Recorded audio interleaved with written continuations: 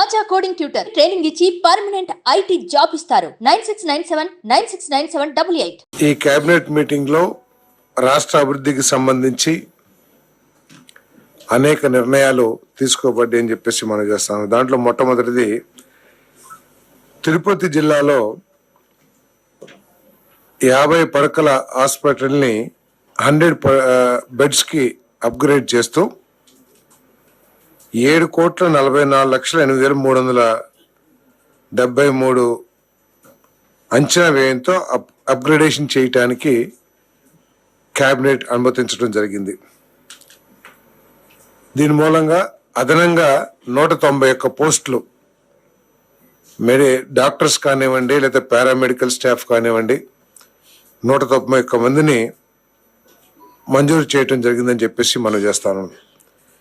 దీంట్లో ఏంటంటే 7,44,00,000లో 90% నాకు తెలిసి 90% అనుకుంటాను కేంద్ర ప్రభుత్వం భరిస్తుంది. కేవలం 10% 10 or 15% రాష్ట్ర ప్రభుత్వం భరిస్తుంది.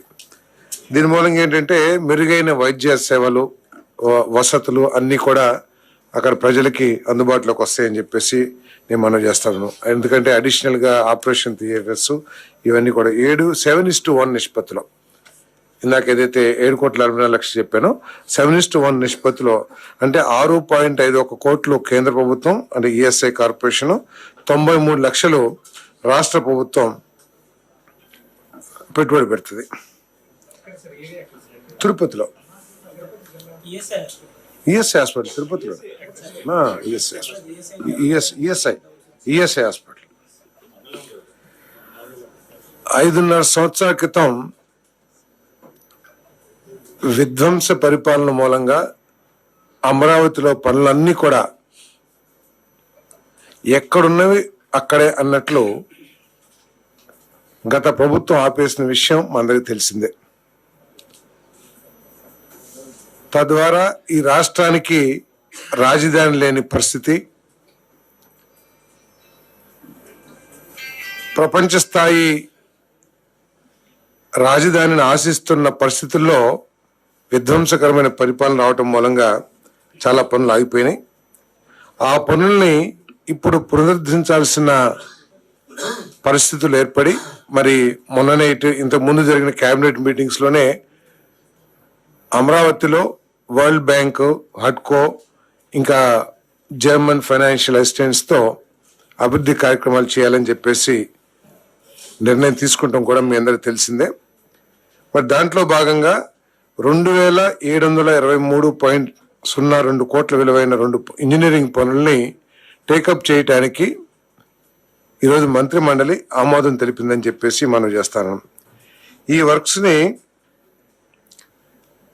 క్యాన్సిల్ చేసి వరల్డ్ బ్యాంకు అదేవిధంగా ఏడీబీ ఎవరైతే ఈ అమరావతి నిర్మాణానికి ఆర్థిక సాయం చేస్తా ఉన్నారో వారి సూచనల మేరకు ఈ ఇంతకు ముందు ఉన్న టెండర్లన్నింటిని కూడా రద్దు చేసి మళ్ళీ ఫ్రెష్ టెండర్స్ ని పిలవటానికి సూచనలు చేయడం జరిగింది ఈ ఫైనాన్షియల్ సంస్థలు.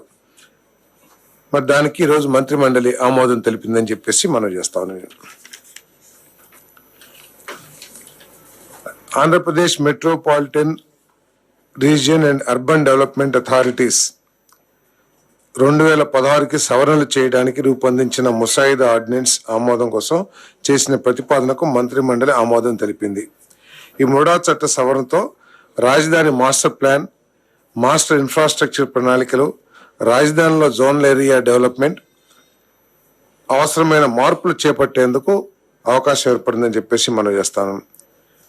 అదేవిధంగా కొత్తగా ఏర్పడిన పిఠాపురం ఏరియా డెవలప్మెంట్ అథారిటీలో పరిపాలన సజావుగా సాగేందుకు మరియు అభివృద్ధి పనులు మరింత వేగంగా జరిగేందుకు 19 పోస్టులు మంజూరుకై చేసిన ప్రతిపాదనను మంత్రి మండలి ఆమోదించడం జరిగిందని చెప్పేసి నేను మనం చేస్తాను.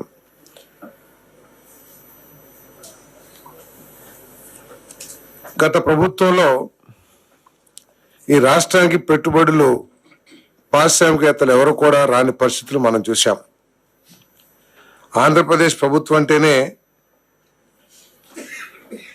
ఇక్కడ పెట్టుబడి పెడతానికి భయపడిపోయి పారిపోయిన పరిస్థితులు, పెట్టుబడి పెట్టిన పారిశ్రామికవేత్తలు కూడా సగంలోనే ఆపేసి వారి ఫ్యాక్టరీస్ని మూసేసుకుని వెళ్ళిపోయిన పరిస్థితులు కూడా మనందరం కూడా చూసాం. ఆఖరికి ఇంటర్నేషనల్ బ్యాంక్స్ కానివ్వండి, లేకపోతే ఎవరైతే రుణాలు ఇస్తారో వాళ్ళందరూ కూడా ఆంధ్రప్రదేశ్లో ఎవరైనా పెట్టుబడి పెట్టడానికి వస్తే వాళ్ళకి రుణాలు ఇచ్చే పరిస్థితి కూడా లేదనే విషయం మనందరికీ కూడా తెలిసిందే.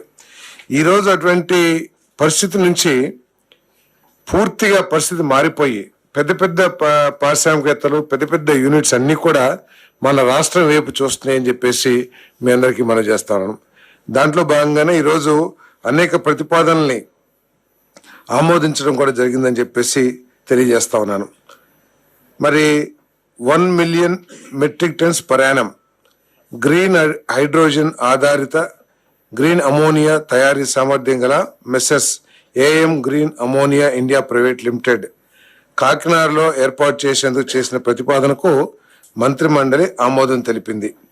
ఈ ఫ్యాక్టరీని ఇంత ముందే రాష్ట్ర ప్రభుత్వం ఆమోదించిన గ్రీన్ ఎనర్జీ పాలసీ ఏదైతే ఉందో ఆ పాలసీకి అనుగుణంగానే దీనికి మరి ఆమోదం తెలపడం జరిగింది. కాకపోతే వీరు ఈ స్టాంప్ డ్యూటీ ఎగ్జంప్షన్ కావాలని చెప్పారు. దాన్ని కూడా ప్రభుత్వం కేబినెట్ ఆమోదించిందని చెప్పేసి కూడా ఈ సందర్భంగా తెలియజేస్తాను.